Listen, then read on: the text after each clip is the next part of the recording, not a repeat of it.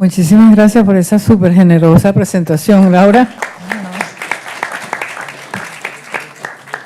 Y bueno, a mí se me ha pedido que comparta con ustedes mis experiencias en confrontar las nociones de izquierda y de derecha desde el gobierno de Venezuela, en un periodo que era el fin de la década de los años 80, en el que la nación entera, Venezuela entera, reclamaba cambios en la conducción política, en el liderazgo económico y en el protagonismo social. En esos años, América Latina parecía que por fin había llegado a la mayoría de edad.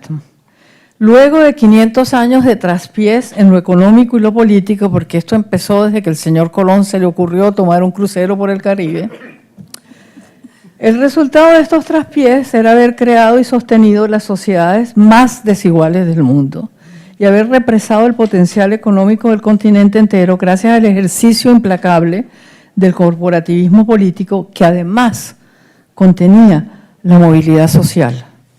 Pero en la década de los años 80 del siglo pasado, el continente entero parecía haber optado por la libertad al desencillar a las dictaduras que agobiaban a la región desde los años 70, y en lo económico parecía haber consenso en poner la casa en orden. Eso que en inglés se decía maravillosamente, end to the twin deficits. Era no más déficits en cuenta corriente, no más déficits fiscales, y liberar la capacidad productiva de cada nación por la vía del libre comercio. Desde mi particular punto de vista y el de mi jefe, Carlos Andrés Pérez, esta era la agenda de la racionalidad. Y la racionalidad, como todos sabemos, tiene una manía espantosa, que es apolítica. Por lo tanto, la racionalidad no es ni de izquierda ni de derecha, simplemente es. Y el continente se democratizó, pero más pronto que tarde comenzaron a aparecer los problemas, tanto económicos como políticos. Las economías no crecían lo suficiente como para absorber la fuerza de trabajo, y en lo político se continuaban practicando conductas y actitudes del periodo dictatorial, concretadas en la ausencia de independencia del Poder Judicial, en nepotismos bramantes, amiguismo y desde luego la inmortal hidra lerna de la corrupción que todo lo corroe en América Latina. La ausencia de progreso económico, unida a la práctica a prácticas autoritarias de muchos gobernantes, llevó a los pueblos a sentir decepción con la democracia.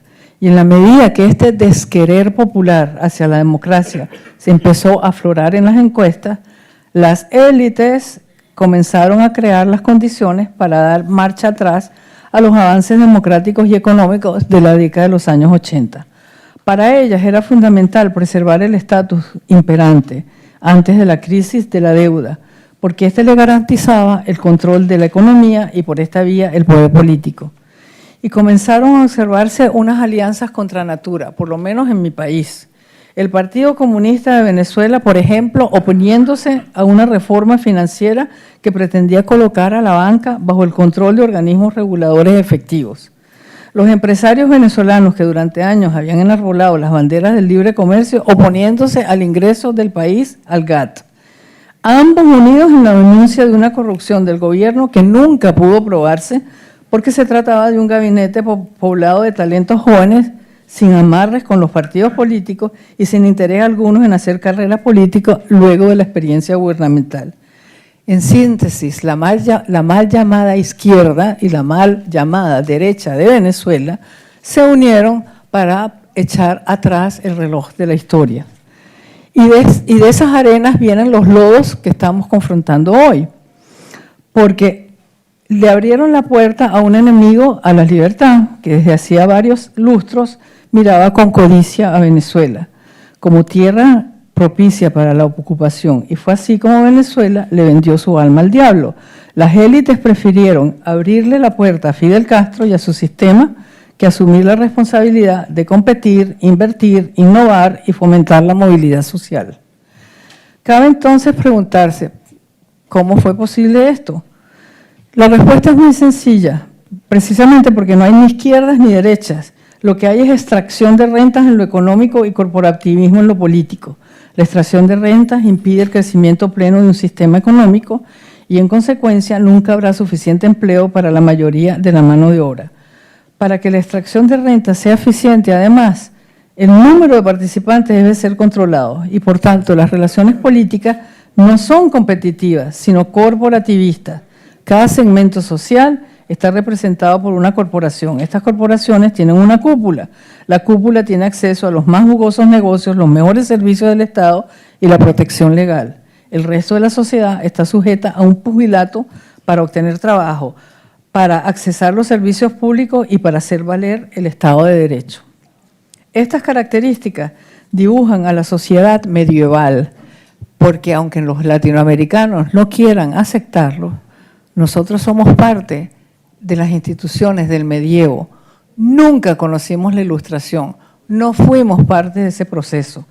Y Latinoamérica, por tanto, es el marco institucional que prevalece, tiene 500 años y es un enclave medieval.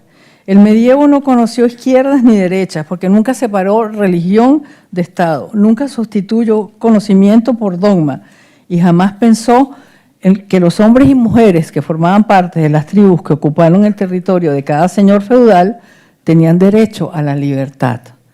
Y esa es la matriz institucional que hoy domina en América Latina. Para confirmar esto, basta con echar una mirada a lo que está ocurriendo en Brasil. Allí el jefe de Estado es un individuo que se tomó en serio el tema de la liberación de las fuerzas económicas de su país y ha ejecutado políticas que reducen el peso de la regulación sobre el cuerpo económico, que liberan al Estado de componendas con el sector privado, como las que vimos en la operación Lavallato, y que establecen separación entre los medios de comunicación y el Estado al suspender la propaganda estatal. Sí, también es cierto que el señor Bolsonaro tiene una personalidad pugnaz y que tuvo una posición medio flaqui con el tema del COVID-19, pero el balance económico es altamente positivo para la libertad y se supondría que sociedades modernas y élites modernas deberían preferir la libertad a cualquier otra virtud que tenga un sistema político, porque como bien dijera el profesor Friedman, quien se pone a perseguir la justicia por encima de la libertad termina no teniendo ninguno de los dos. Por tanto, y para concluir, en lugar de distraernos en la verdadera tarea, que es liberar a la región del medievo, hablando de izquierdas y derechas en territorios donde jamás han existido, me parece que debemos concentrar nuestro análisis en los medios que permitirán a la sociedad civil en América Latina crear instituciones libres. Y ejemplos de esa lucha de la sociedad civil existen en este momento en Cuba, en Nicaragua y en Venezuela. Son sociedades civiles que, como diría Ionesco, están en busca no de un autor, sino de un liderazgo que de verdad entienda que la lucha es contra el medievo. Gracias.